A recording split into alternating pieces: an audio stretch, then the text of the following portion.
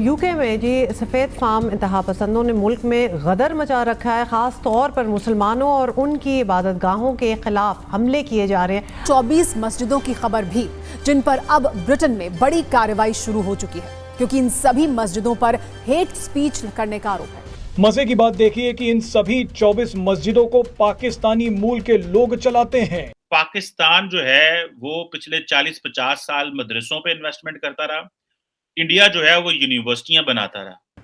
24 मस्जिदें सारी की सारी जो कि हमारा जो नेबरिंग कंट्री है फ्रेंडली पाकिस्तान, उनके जिहादियों की तरफ से ये मस्जिदें चलाई जा रही थी।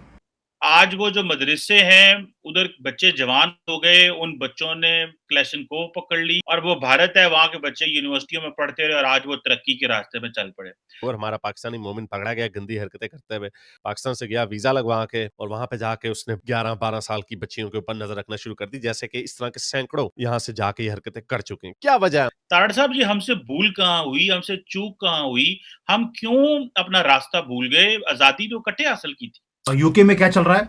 वहां पर एक रोलर कोस्टर राइड होनी शुरू हो गई है मुसलमानों के खिलाफ। बरतानिया में होने वाले हालिया नस्ल परस्ताना मुजाहरों के बाद स्कॉटलैंड में मुस्लिम कम्युनिटी शदीद खौफ व हिरास का शिकार। इस वक्त इंडियन इंस्टीट्यूट ऑफ जो इंफॉर्मेशन टेक्नोलॉजी है 26 ब्रांचें हैं उनकी।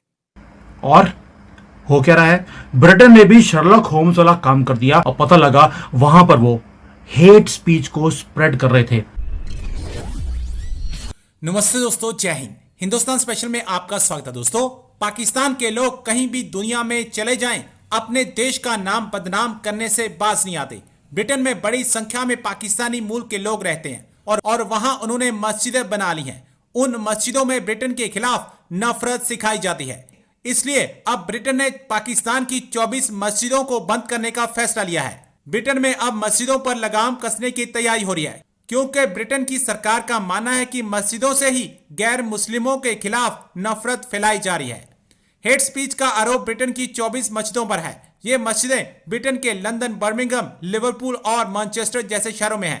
इन मस्जिदों से गैर मुस्लिमों के खिलाफ फतवे जारी किए गए थे। सबसे हैरान करने वाली बात यह है कि उनका संचालन पाकिस्तानी मूल के लोग करते हैं।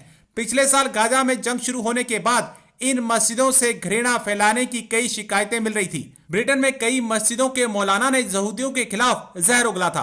अब अगर ब्रिटेन की जांच में मौलाना दोषी पाए जाते हैं तो उन्हें 14 साल तक की जेल हो सकती है। ब्रिटेन के जो लोग हैं उन्होंने मसाला मिक्स करना शुरू कर दिया मस्जिदों में। वहां पर एकता कपूर का सीरियल लगता है, जैसे कि वहां पर एकता कपूर के सीरियल में विलन आते हैं और लड़कियां आती हैं काले बोरे डालकर और आके बोलती हैं हमारे अगेंस्ट गलत काम किए जा रहे हैं।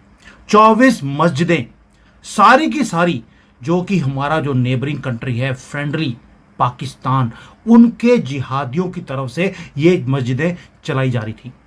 और हो क्या रहा है? ब्रिटेन ने भी शर्लॉक होम्स वाला काम कर दिया। बहुत देर से उनके ऊपर सर्वेलेंस थी, उनके ऊपर आंख रखी जा रही थी कि ये कर क्या रहे हैं, और पता लगा वहां पर वो हेट स्पीच को स्प्रेड कर रहे थे नॉन मुसलमानों के खिलाफ।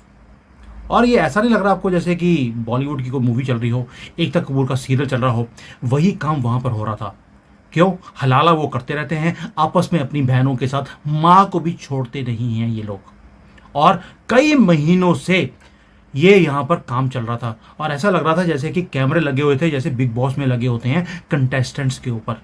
सारी चीज़ों को रिकॉर्ड कर लिया गया है और अब चीज़ें उन्होंने तो पूरे प्रूफ्स उनके हाथ में आ गए हैं, उन्होंने बाहर निकालना शुरू कर दिया। वो ऐसे लग रहा है जैसे कि ब्रिटेन वालों को समोसे में आलू दिख गया हो। ओ भाई, हमें सबको पहले ही पता था कि समोसे के अंदर आलू होता है। आपने इतने महीने इन्वेस्टिगेशन करने के बाद ये पाया कि समोसे के अंदर आलू है। ये तो सबको मालूम है कि जिहाद की फैक्ट्रियाँ, इनकी मस्जिदें ही होती हैं। और आपने यूके के अंदर हजारों मस्जिदें बना दी इनको खुश करने के लिए। ये कॉकरोच तो कभी खुश हो ही नहीं सकते। और पाया क्या गया है? लंदन हो, लिवरपूल हो, बर्मिंघम हो, कोई बड़ी सिटी नहीं है जहां पर जो इनके अंदर जिहादी जाने वालों का जो ट्रैफिक है वो तो दिल्ली पुलिस, जो दिल्ली का ट्रैफिक होता है उससे ज़्यादा ट्रैफिक तो इनकी मस्जिदों में जाता है। और वहां पर फतवे इशू हो रहे हैं और वहाँ पर गीत गाए जाते हैं हमास की फेवर में कि जैसे हमास ने इजराइल के साथ किया वैसा ही हम यूके में भी करेंगे। अब जब आग इनके अपने घर तक आ गई तब इन्होंने इनके ऊपर सर्वेलेंस करनी शुरू करी है और इन्होंने बोला है कि जिहाद की फैक्ट्रियों को बंद करना पड़ेगा। ये सड़कों पे जो डड्डू पोस्ट करते हैं ना, ऐसे 5 बार दिन में वो बंद करवाना पड़ेगा। क्यों? क्योंकि आग अब इनके पिछवाड़े तक आ गई है यूके वालों के। हमें ये लेक्चर देते थे कि आप इनको बेचारों को, इतने सीधे साधे ये लोग हैं, अगर वहाँ पे डड्डू पोस्ट कर रहे हैं सड़कों पे बैठकर, आप अपोज क्यों करते हैं? अब इन्होंने बोलना शुरू कर दिया हमें पीस चाहिए।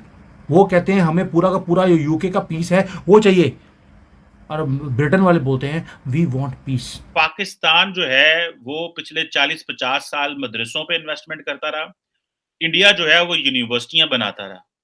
आज वो जो मदरसे हैं उधर बच्चे जवान हो गए, उन बच्चों ने क्लैशनकोव पकड़ ली और हम उनसे क्लैशनकोव छुड़ाते छुड़ाते हमारी जो है ना, हम तरक्की की वो रास्ता ही भूल गए। और वो भारत है, वहां के बच्चे यूनिवर्सिटियों में पढ़ते रहे और आज वो तरक्की के रास्ते में चल पड़े। तारड़ साहब जी, हमसे भूल कहाँ हुई, हमसे चूक कहाँ हुई, हम क्यों अपना रास्ता भूल गए? आजादी तो इकट्ठे हासिल की थी। चीमा साहब, मैं इसका बल्कि थोड़ा सा हिस्टोरिकल बैकग्राउंड बताऊंगा। तरीकाकार देखिए ना, एक आपकी डेस्टिनेशन जाना हो, आपने एक जगह से दूसरी डेस्टिनेशन, कोई शॉर्टकट लगाता है उसमें से, कोई कच्चे रास्ते से चला जाता है, कोई परमानेंट उसके बारे में सोचता है कि यार मैं वहां जाऊंगा और आना जाना लगा रहेगा, तो मैंने अचीव किस तरह स्टेबल मुनासिब तरीके से कैसे जाना। हमने शुरू से 1947 से, मैं ये थोड़ा सा 1947 पे इसलिए ले जाना चाहूंगा कि हमारा स्टाइल उस वक्त भी यही था। हमने उस वक्त भी अमेरिका से या वेस्टर्न सिविलाइजेशन से पैसे बनाने की कोशिश की। केस पेश किया गया कि socialism is not aligned with इस्लाम। हमें पैसा दिया जाए ताकि रशिया का एक्सपेंशन ऑफ सोशलिज्म को रोका जाए। This started in 1947।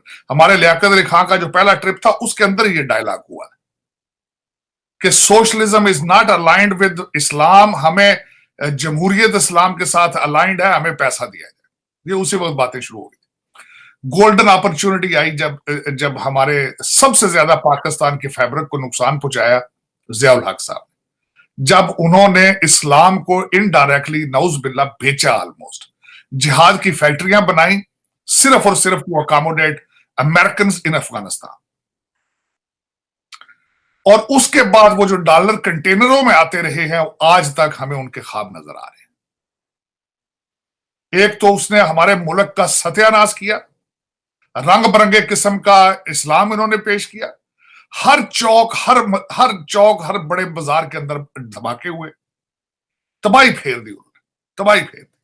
उसका रिएक्शन, अब जिनको आप अफगान महाजरीन कहते हैं वो आपके कंट्री पर जबरदस्ती मुसल्लत हैं, आपकी मर्जी से नहीं आए वो, ना वो जाते हैं वापस।